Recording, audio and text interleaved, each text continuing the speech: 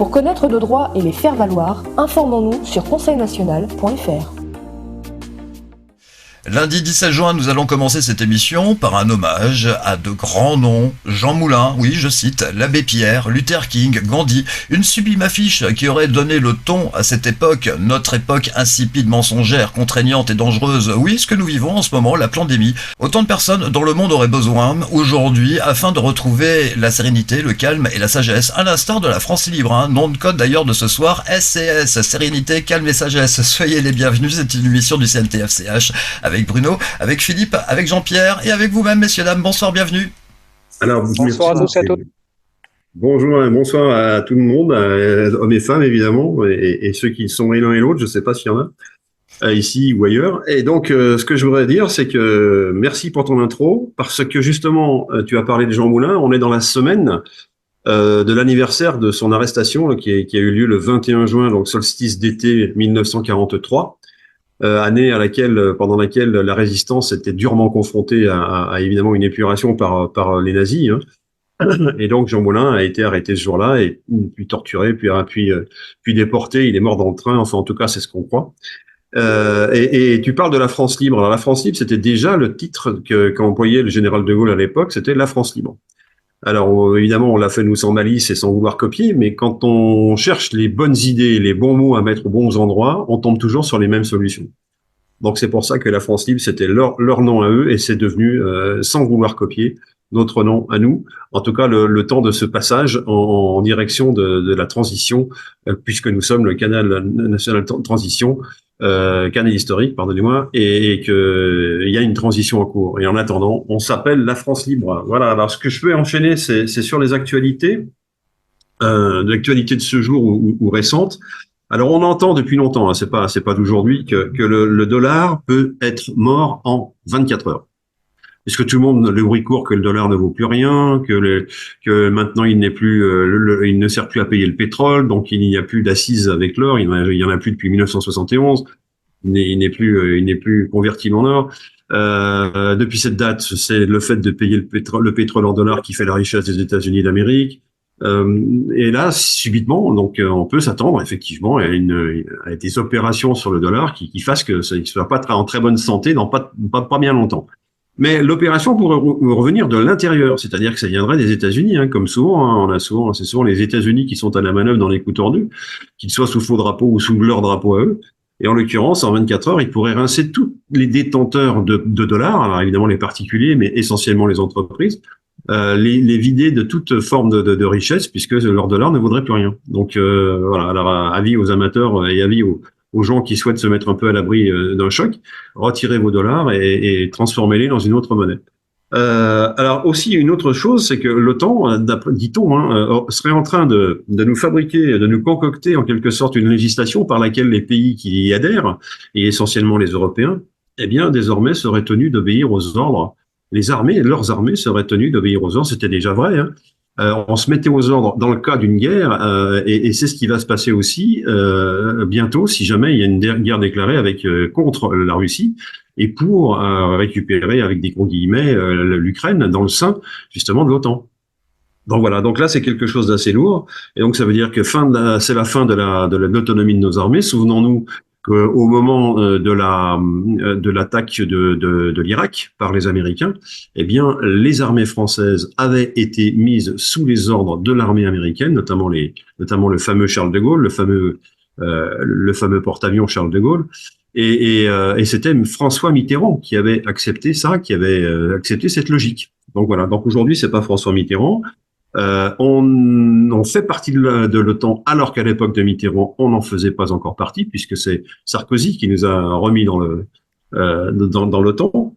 Donc voilà, donc ça veut dire qu'on va être bien noyauté par l'OTAN, et qu'ils vont nous faire tout ce qu'ils veulent, y compris sur des théâtres d'opération où nous n'avons aucun intérêt, qu'il soit politique ou qu'il soit économique. Voilà ce que je voulais dire.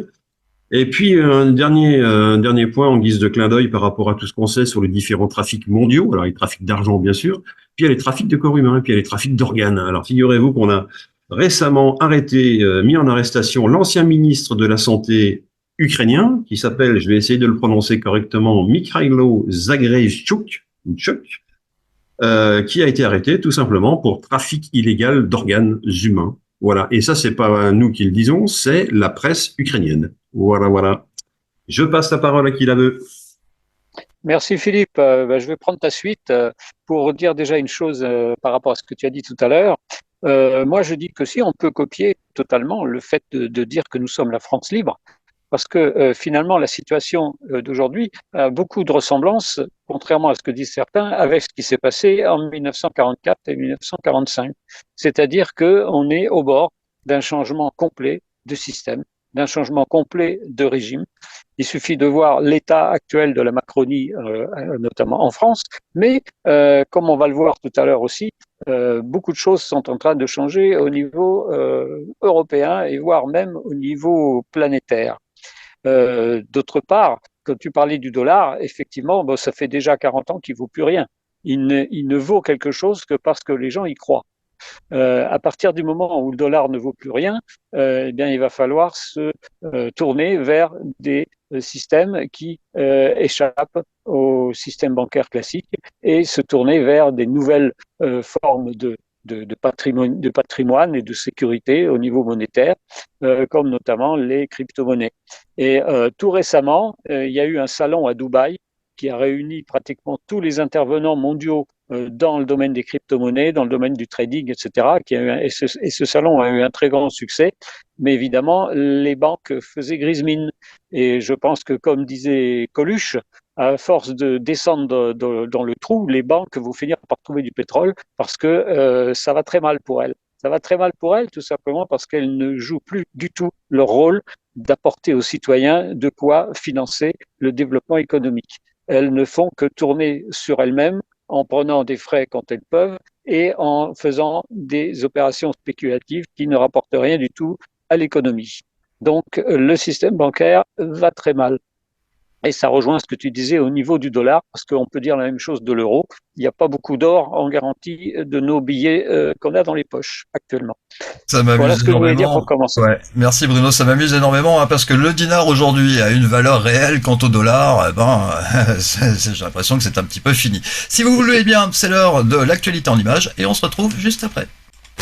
En février 2025, la facture d'électricité de chaque Français baissera de 10 à 15%. C'est l'engagement que je prends ce matin. Si aujourd'hui nous avons un niveau de dette élevé, c'est pourquoi ? C'est parce que j'ai sauvé l'économie française, Benjamin Duhamel. Vous pourriez mettre ça aussi à mon actif. Il y a une ligne politique très claire. C'est pas un peu faux cul, là, pardon, monsieur Ciotti. C'est pas un peu hypocrite. Jamais d'alliance avec le Front National. Nous n'avons rien à voir avec le Front National. C'est pas aussi clair pour tout le monde. D'accord là-dessus. J'assume mes choix. Je suis pas quelqu'un qui change de conviction au fil du temps ou du vent. Voilà. Je ne voterai jamais Marine Le Pen. Le Front National, le Rassemblement National est historiquement l'adversaire, voire l'ennemi de la famille gaulliste. Jamais d'alliance avec Marine Le Pen. Ça a toujours été notre ligne. Ça a toujours été ma ligne. On peut me faire tous les reproches de la terre. J'en ai cure. J'ai des convictions. J'ai des valeurs. Je ne me compromettrai pas. Je garde une ligne claire. Pas d'alliance d'appareil. Aucune alliance d'appareil, naturellement, avec l'extrême droite. Quand la droite est droite, il n'y a pas besoin d'extrême droite. Jamais, jamais, jamais d'alliance avec le Front National. En quelle langue faut-il le dire ? La conviction, elle est claire, elle est forte, elle est solide, elle n'a pas varié d'un iota, c'est pas d'alliance avec le Front National, nous n'avons pas les mêmes valeurs. Que vous n'êtes en tout cas pas la candidate de l'esprit de finesse. Que vous n'êtes pas la candidate de l'esprit de finesse ce soir. Hein. C'est triste pour vous, parce que ça montre votre impréparation. Alors c'est bien triste pour vous, ça démontre sans doute votre impréparation. On peut rentrer si vous voulez dans l'intimité du dossier. Donc on va rentrer dans l'intimité du dossier. Je n'ai pas besoin d'un ventriloque. Et madame, j'ai pas besoin d'un ventriloque. Alors ils ont absolument rien à voir, sauf les fiches Bristol évidemment qui se sont partagées. Alors là, vraiment... Oui, mais l'oligarchie, c'est l'oligarchie et tout le monde parle les mêmes mots, tout le monde utilise les mêmes phrases, etc. Ouais, je ne crois pas que ce soit un tel hasard. Il n'y a pas de hasard, il y a un travail énorme hein, pour arriver à ce niveau-là de mensonge, puisque le monsieur dit jamais je ne ferai ceci, jamais je ne ferai cela. C'est le début d'un gros mensonge que tout le monde ressent d'ailleurs. À ce moment-là, quand il le dit, on dit ça, on a l'impression qu'il va se passer le contraire, quoi, même si on n'est pas grand clair. Voilà, donc et effectivement, c'est un mensonge, mais c'est un mensonge assumé, c'est un mensonge qui dit venez me chercher là où je suis, Vous ne pouvez pas le faire parce que moi je suis devant la caméra, vous êtes derrière et loin. Voilà, sa force, il a déjà gagné quand le monsieur il arrive devant la caméra pour dire jamais je ne m'unirai avec tel ou tel Front National, etc. Il a déjà gagné, quels que soient les mensonges qu'il assène. Donc voilà, et puis effectivement les éléments de langage qu'on retrouve d'une année sur l'autre dans des partis différents, chacun se pompant un petit peu, non pas parce que l'autre a fait plus joli, plus ceci, plus cela, mais parce qu'une société de communication a dû dire ça c'est des mots qui frappent, allez-y, c'est ça qu'il faut dire. Ok, et ben donc les politiciens ils écoutent comme des marionnettes et ils agissent comme des marionnettes et ils écoutent ce que leur disent leurs conseils en communication. Voilà, et on a affaire nous au résultat de ces conseils en communication qui ferait mieux presque à la limite de nous envoyer un courrier avec tout dessus et puis on en ferait des boulettes ou au contraire on en ferait notre livre de chevet, je ne sais pas, pour certains peut-être, mais ça vaut pas le coup effectivement de nous montrer des menteurs puisque là on a affaire qu'à des menteurs. Donc c'est impressionnant, oui. Alors Philippe, moi je voulais parler aussi de ce qui a été dit par Bruno Le Maire. Ça fait vraiment sourire. Enfin, vaut mieux sourire que pleurer parce que il y a quelques jours, quelqu'un de beaucoup plus intelligent et de beaucoup plus réaliste a été invité sur CNews. Je parle de Charles Gave. Oui. Nous comprenons que Bruno a un appel et qu'il va bientôt être de retour. Alors rapidement, hein, on a vu Bruno Le Maire qui promet des choses pour 2025, mais en même temps, comment peut-il promettre pour 2025 étant donné qu'il ne sera plus là à ce moment-là? Ah bah voilà, les promesses n'engageant que ceux qui les croient, on est censé tout croire. Comme on a déjà tout cru depuis le début et que la phrase qu'on entend le plus souvent en ce moment. Alors ainsi, je voudrais quand même dire une chose, c'est que Marine Le Pen est souvent citée. Alors je ne sais pas de quand date ces comptes rendus. Enfin, c'est les images que tu nous as fait parvenir, Sylvain. Mais c'est plus Marine Le Pen aujourd'hui, c'est un certain Monsieur Bardella, je crois, hein, si je suis bien renseigné, et dont on dit que c'est lui qui va rafler la mise lors des prochaines législatives. On verra bien, on verra bien. Donc ça, c'est aussi ce qu'il faut bien voir, c'est que ce Monsieur Bardella, il a été propulsé et il a été les Young Leaders, comme on les appelle, les Young Global Leaders, voilà, c'est comme ça qu'ils s'appellent. Donc en fait, il est allé téter le sein de la mère patrie, c'est-à-dire les États-Unis d'Amérique, qui est sa véritable allégeance et qui il travaille pour ces gens. Et comme Macron, Monsieur Macron a fait partie des Young Global Leaders. Donc voilà. Donc on est là encore une personne pour qui on va pouvoir voter sans lire son programme, puisqu'il est beau, puisqu'il est jeune et puisqu'il a le pouvoir de séduire les femmes. Comme exactement. Alors, je voulais finir ce que j'étais en train de dire. J'ai été coupé par un appel là tout à l'heure. Nous avons eu Charles Gave qui a été invité il y a quelques jours sur CNews et lui. Quand on écoute ce qu'il dit avec son intelligence, je pense que Bruno Le Maire devrait s'inspirer de lui parce que c'est vraiment catastrophique sa manière de gérer le pays et on voit vraiment qu'ils ne pensent qu'à leurs intérêts. Alors que Charles Gave a dit un petit peu ce que nous disons depuis longtemps au Conseil national de transition français canal historique, c'est qu'il faut faire un audit complet de la France pour pouvoir la redresser. Et dans cet audit, il va falloir inclure la suppression de tous les gaspillages, de tous les doublons, de tous les comités qui servent à rien, et surtout aussi de tous les salaires exorbitants de certains hauts fonctionnaires jusqu'aux députés, et je ne parle même pas des députés européens. Oui, nous allons débattre ce soir encore avec un thème forcément qui va dans le sens de l'actualité. Ce thème, eh bien je vais vous le dire immédiatement, un long séisme international. Êtes-vous prêts, messieurs ? Ah bah oui, on est prêt. Totalement. Oui. Alors le long séisme international, pourquoi? Parce qu'aujourd'hui on assiste sur la scène internationale justement à des événements évidemment qui sont liés à la guerre d'Ukraine, qui sont liés à ce qui se passe à Gaza notamment, qui sont liés à ce qui se passe en Chine, et évidemment en Russie, et voilà. Donc on est sur une scène internationale et nous on est un petit grain de sable. Alors pas si petit que ça, on fait partie d'un jeu. Visiblement, on a cité les Young Global Leaders tout à l'heure, donc on a été noyauté certes, mais si on a été noyauté, c'est qu'on a été jugé à une époque suffisamment importante pour les États-Unis pour faire jouer leur soft power sur la France, où apparemment c'est là qu'il y aurait le plus de réticence à vouloir être d'accord avec ce qu'ils veulent nous imposer. Mais peut-être pas, hein. Il y a d'autres pays, je pense à la Hongrie notamment, qui réagit également, hein, Monsieur Viktor Orban, je crois, hein, qui n'est pas d'accord avec ce que je propose. Oui. Philippe, je t'interromps 2 petites secondes parce qu'en fait, par rapport à ce que tu dis, il n'y a pas que la Hongrie, il n'y a pas que la France, mais pratiquement tous les pays européens, quand on a vu le résultat des élections européennes, ce sont les partis souverainistes, ce sont les gens qui veulent que les peuples retrouvent leur souveraineté qui ont gagné. Alors, le problème, c'est qu'effectivement, ce sont souvent des partis qui n'ont pas vraiment des mesures économiques qui vont très loin, mais c'est la seule façon qu'ont actuellement les peuples de pouvoir manifester leur désapprobation. Jusqu'à ce qu'un jour, comme nous l'avons mis en place au niveau du Conseil national de transition français et canal historique, jusqu'à ce qu'un jour les peuples prennent vraiment le pouvoir sans passer par tous ces représentants et ces politiciens. Donc on voit vraiment que ça bouge. On voit vraiment que les peuples prennent conscience. Et ça, pas uniquement en Europe, mais dans le monde entier. Il suffit de regarder dans certains pays comme l'Argentine, ce qui se passe actuellement. Il suffit de regarder ce qui se passe aux États-Unis, où il y a une bataille entre l'équipe Biden et l'équipe de Trump.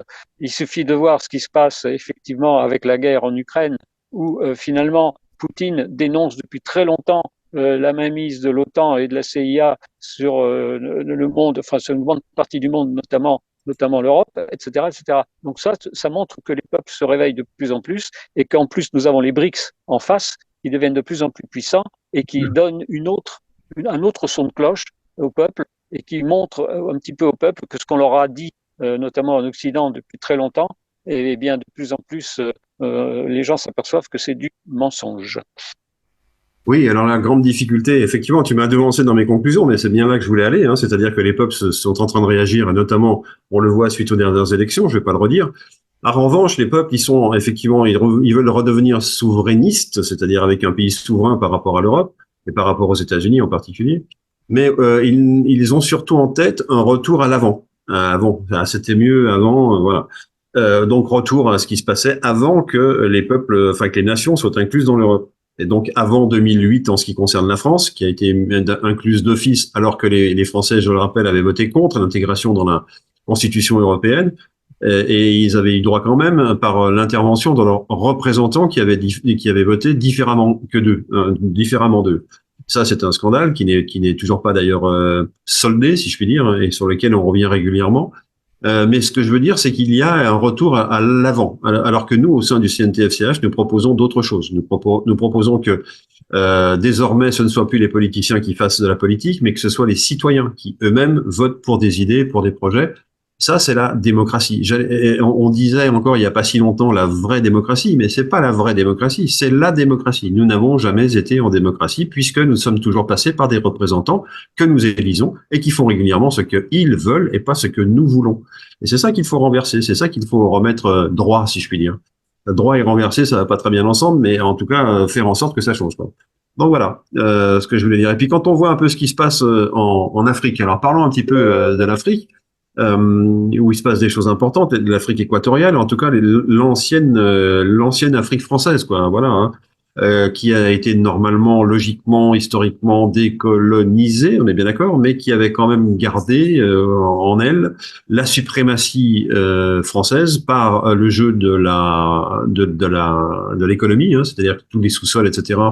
revenait directement à la France, etc. Il y avait un impôt, il y a peut-être encore pour certains pays un impôt payé à la France du fait de l'intervention bénéfique de la France dans ces pays au niveau des infrastructures, par exemple. Donc ça, c'est voilà. Et puis il y avait la politique, c'est-à-dire que les personnes qui ont été nommées dans différents pays pendant des années étaient des affidés de la gouvernance française. Hein, voilà. Donc tout ça est en train de changer. Pourquoi et comment? Bah d'abord parce que les peuples en ont assez eux aussi d'avoir des dirigeants qui sont pas à la hauteur de ce qu'ils sont eux en tant que peuple. Ils en ont assez depuis 50 ans. Ça fait un peu plus longtemps que nous. Hein. Et ils veulent s'autogouverner et ils veulent remplacer les politiciens. Et ils veulent gouverner selon peut-être le droit coutumier africain. Je n'en sais rien. Ça sera leur choix à eux. Mais beaucoup d'entre eux se sont déjà mis en CNT, Conseil national de transition, pour en discuter ensemble. Et ce que nous voyons, c'est que la France essaye comme elle l'a fait depuis 70 ans, hein, essaye de ramener tout ce petit monde à la raison en leur disant que si jamais vous faites pas ce qu'on veut, bah vous allez être envahis par des terroristes. Eh oui, et ils sont partout, ils sont dans le désert, on les voit pas, mais et vous allez avoir des problèmes avec les terroristes. Alors, à quoi on assiste? La France a été chassée par le Mali, a été chassée par d'autres pays, je vais pas tous les citer. Et on voit arriver les troupes russes. Tiens, qu'est-ce que les Russes viennent faire là-dedans? Bah, les Russes, est-ce qu'ils viennent remplacer les anciens colons pour coloniser l'Afrique à leur tour? Je crois pas. Et je crois pas. En tout cas, c'est pas comme ça que Monsieur Poutine présente les choses. Au contraire, il dit nous, ce que nous voulons, c'est que des pays comme l'Afrique, qui ont vocation à grandir, à grossir, et à devenir des acteurs économiques mondiaux, eh bien, il faut les aider dans le cadre d'une politique de multipolarité et non pas d'unipolarité comme c'est jusqu'à maintenant. Hein. Voilà, les États-Unis et puis le reste du monde. Non, donc on va faire en sorte que le reste du monde puisse vivre de son travail, bien sûr, de ses richesses, et puis que politiquement, il ait le droit de choisir ses dirigeants et son mode de direction, tout simplement. Hein. Et là, les Russes se positionnent tout simplement en gendarmes. C'est-à-dire qu'ils donnent la possibilité aux Maliens de vérifier que les Français sont bien partis. Pareil pour le Burkina Faso, pareil pour d'autres pays. Et ils jouent le rôle de gendarme pacificateur, tout simplement. Ils vérifient que les accords qui sont pris, et lorsqu'un pays souverain dit « Raous, dehors, monsieur la France, parce qu'on a assez de vous », exactement comme Charles de Gaulle a fait dans les années 60 en disant aux États-Unis « US go home », on n'a plus besoin de vous sur le territoire français. Eh bien voilà, donc les États-Unis sont partis. Et ben là, la France, à son tour, va partir de l'Afrique. Alors bien évidemment, si elle avait conduit sa politique historiquement de façon correcte, peut-être qu'il y aurait eu une vraie attache avec l'Afrique, mais là, ça s'est pas passé comme ça. On a choisi la violence de la menace terroriste, qui se révèle être en fait pas une farce, parce qu'il faut pas exagérer, il y a effectivement des mouvements terroristes, mais ils sont maintenus essentiellement par les services secrets occidentaux pour faire monter la sauce, comme on dit, hein, c'est-à-dire faire croire que ce danger est imminent et puissant, alors qu'il n'est que sous contrôle. Voilà. Voilà ce qu'on pouvait rajouter sur ce qui se passe aujourd'hui. Et ce lent craquement qu'on entend, ça participe au titre de ce que nous évoquions tout à l'heure, un lent séisme international. Donc l'Afrique est en train de craquer dans le sens où la France en est chassée, tout simplement. L'être chassée de la France, ça représente un manque à gagner pour la France énorme au niveau financier, ce qui peut expliquer partiellement ou totalement le fait que notre note est baissée de AA à A-, vous vous souvenez tous de ça, notre note sur internationale, évidemment, puisqu'on est en train de perdre nos richesses africaines, enfin nos richesses. Vous et moi, nous n'en avons jamais profité, je sais que les Africains le savent, mais c'est pas perdu pour tout le monde, et il y a des entreprises qui s'en sont mis, comme on dit, dans les poches, et puis il y a des personnes bien placées au niveau politique qui n'ont pas eu à s'en plaindre non plus. Voilà. Donc tout ce jeu-là est terminé, et donc il va falloir en ouvrir un autre. Oui, et quelqu'un veut parler. Là. Alors Philippe, oui Philippe, tu parlais de l'Afrique. Moi, je vais rebondir là-dessus par rapport au fait que il y a différentes façons d'arriver à un séisme international d'une manière lente et qui fait que les peuples en prennent conscience. On a dit tout à l'heure que les peuples prenaient conscience des choses au niveau politique, mais il y a aussi un aspect où les peuples prennent conscience aussi de plus en plus de leur indépendance. C'est l'aspect de la finance. Jusqu'à maintenant, jusqu'à il n'y a pas longtemps, c'était les banques qui avaient le monopole de la finance. Et bien maintenant, de moins en moins. Maintenant, on a de plus en plus de finances décentralisées. On peut parler du Bitcoin. On peut parler aussi de tout ce qui est microcrédit, notamment en Afrique, où les peuples peuvent se prêter entre eux de l'argent, faire du troc. Il y a aussi les nouvelles monnaies citoyennes, comme la June, etc., etc. Donc, on a de plus en plus de systèmes financiers qui ne passent plus par les banques. Et ça, les banques l'ont compris. Et malheureusement, comme le système bancaire est verrouillé par la Fed, par la Banque des règlements internationaux à Bâle, et tout un système qui est verrouillé, qui est rigide, verrouillé par les banques centrales et notamment par les grands groupes comme les Rothschild et autres, eh bien, les banques sont en train de se rendre compte que finalement, leur système, il date du XXe siècle et qui n'est plus adapté au XXIe siècle. Et puis, on a beaucoup de choses aussi qui se passent au niveau des échanges commerciaux, au niveau du localisme. De plus en plus de choses se passent au niveau local, alors qu'avant, on était au niveau global, au niveau mondial, parce que c'était voulu par les gens, les grands pontes du nouvel ordre mondial, c'est de vouloir faire un gouvernement mondial avec des échanges mondiaux. Et on s'aperçoit que ça ne marche pas. Donc, de plus en plus, on revient au système local. Donc, tout ça participe à une énorme vague, un énorme tsunami qui petit à petit est en train de balayer tous les politiciens et tous les membres de l'oligarchie qui se croient encore dans leur tour d'ivoire capables de dominer la planète. Ben non, c'est en train de changer, messieurs et mesdames. C'est en train de changer. Voilà ce que je voulais rajouter à ce que tu viens de dire. Alors, une chose importante. Nous avons avec nous Jean-Pierre, qui donc avait ses lunettes noires. Alors, à une époque, on avait les chaussettes noires. Maintenant, on a les lunettes noires de Jean-Pierre. Donc, je lui passe la parole. Waouh. Merci. Ce sont simplement des lunettes à trous parce que quand j'ai un peu mal aux yeux, j'assombris un peu le paysage et en plus, ça me permet de lire ce qui est sur mon écran tout petit, de mon téléphone.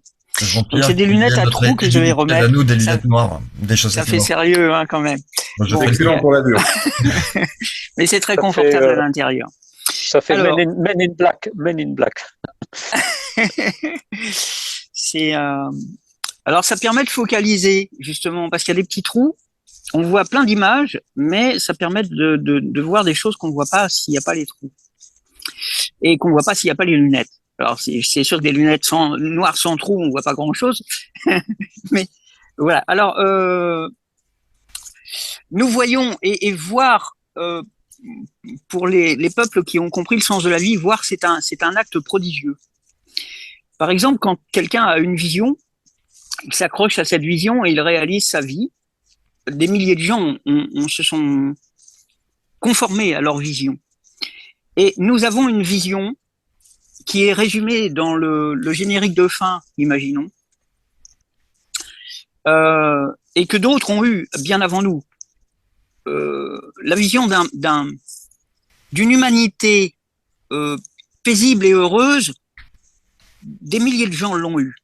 Et là, aujourd'hui, c'est l'heure. Alors, nous avons parlé d'un lent séisme. Alors, j'aime beaucoup la lenteur. Il y a des gens qui veulent accélérer, qui vont dans le mur très vite.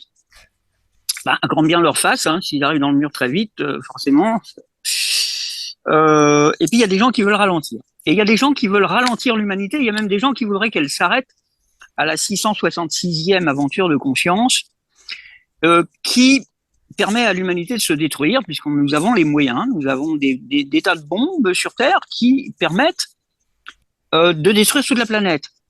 C'est la 666e aventure de conscience, c'est pour ça que les 10 satanismes, hein, je reviendrai sur ce mot-là un jour, les 10 satanismes se régalent parce que nous sommes arrivés à ce seuil. Mais ça n'est pas le dernier nombre de tous les nombres, il y a le 667, qui symbolise le fait que l'humanité a définitivement choisi le fait de se construire plus que de se détruire. Et j'ai trouvé récemment, je vais partager ça avec vous, j'ai trouvé récemment une bouteille de gaz que les jeunes utilisent pour se shooter, hein, du gaz hilarant, avec plein de substances dedans, et c'est marqué 666 grammes. Grammes symbolisé par un G. Le G, c'est la 7e lettre de l'alphabet français. Et la 7e lettre, elle correspond au nombre 7. Donc, 666,7, nous avons entamé largement plus des 2/3 du pas qui amène l'humanité à choisir de vivre en paix et de se construire. Plus des 2/3. C'est fini pour les gens qui voulaient maintenir l'humanité à la destruction. C'est fini pour eux qu'ils regardent la vie progresser. Moi, je la regarde sereinement. Seulement, quand on fait un pas, je vais être un peu long, mais je vais vous décrire cette histoire du pas. Donc, il y a le passage. Et 666, c'est un certain passage, et le 667e, il est très important. Quand je fais un pas, je porte appui sur un pied qui va rester immobile, et je lève l'autre pied. Premier tiers. Deuxième tiers, je lance le pied vers un endroit où je veux le poser, et le deuxième tiers accompli, nous en sommes à 666,66, 66, 66, le deuxième tiers est accompli. Le troisième tiers consiste à poser le pied là où je désire le poser. Et pour poser le pied là où je désire le poser, quand il fait nuit, il vaut mieux être prudent. Donc, il vaut mieux agir lentement plutôt que d'agir précipitamment. Il vaut mieux, par exemple, tâter le sol avec le gros orteil, et puis, à un moment donné, vérifier bien si on n'est pas sur une planche pourrie, à savoir appuyer un petit peu plus, faire un geste d'appui pour voir, tout en étant appuyé sur l'ancien pied. Excuse-moi Jean-Pierre. Ce que tu me dis là me rappelle ce que disent certains politiciens. Nous sommes au bord du gouffre, alors faisons un pas en avant. Oui, et ça suppose de la prudence, à savoir où est-ce que je pose le pied, est-ce qu'il y a un clou, est-ce qu'il y a des tessons de verre, ou est-ce que je suis sur une planche pourrie. Donc ça suppose d'aller lentement. Et c'est là que nous rendent service les gens qui veulent arrêter l'humanité à 666.